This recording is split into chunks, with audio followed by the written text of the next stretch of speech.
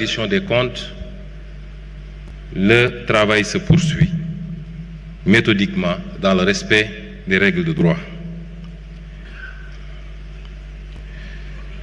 L'objectif de cette première phase, c'est-à-dire la phase de redressement de la vision 2050, c'est de tourner définitivement le braquet d'un modèle ancien vers un modèle nouveau, préalable à l'impulsion et à l'accélération, et ces réformes constitueront une des priorités du premier quinquennat. Nous avons toujours posé le débat en termes de système et non pas en termes d'hommes. Et un système, c'est beaucoup plus l'interaction de règles, d'attitudes, de comportements.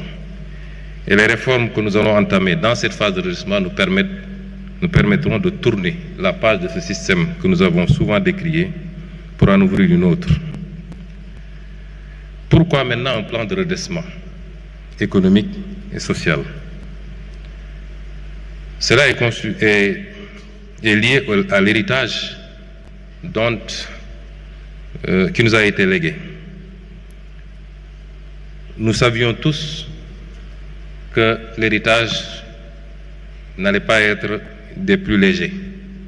Durant tout le temps passé dans l'opposition, nous l'avons crié fort, nous l'avons dénoncé avec des arguments valables et nous étions même allés jusqu'à prévenir les Sénégalais des difficultés auxquelles il fallait s'attendre, quel que soit le régime qui remplacerait le défunt régime. Et aujourd'hui, les différents audits réalisés aboutissent à un constat sans appel. L'audit des finances publiques qui a démarré avec le rapport établi par l'Inspection générale des finances, conforté, pour ne pas dire aggravé, par l'audit de ce rapport par la Cour des comptes, et enfin par le rapport de Forvis Mazars. Cet audit, ces différents audits débouchent sur un constat très difficile pour le Sénégal d'un déficit qui cumule à 14% et d'une dette publique qui est de 119% du produit intérieur brut. 14% contre 4, quelque chose pour cent qui avait été déclaré et 119% contre 74% qui avait été déclaré par l'ancien régime. Évidemment, et c'est le lieu de féliciter et de rendre un hommage à son Excellence le Président de la République, qui aurait pu faire le choix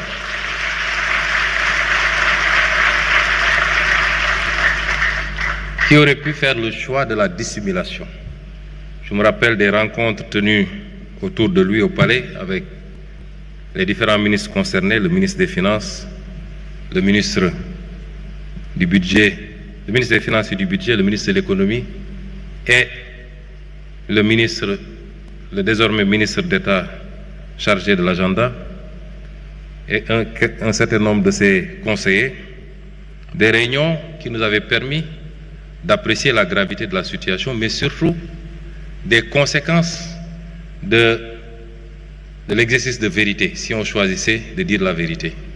Nous en étions conscients. Et le président a dit, je ne voudrais pas démarrer mon mandat sur un mensonge, je ne voudrais pas le dérouler sur un mensonge et le conclure par un mensonge.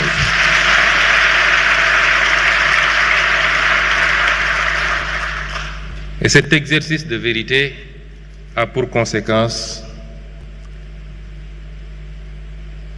le respect difficile des engagements internationaux.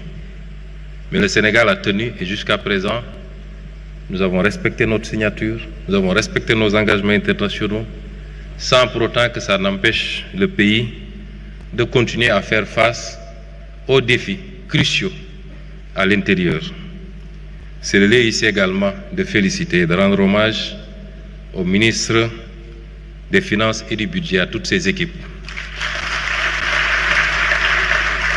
au ministre de l'Économie, qui chaque jour déploie un trésor d'énergie pour faire face à nos engagements internes et extérieurs.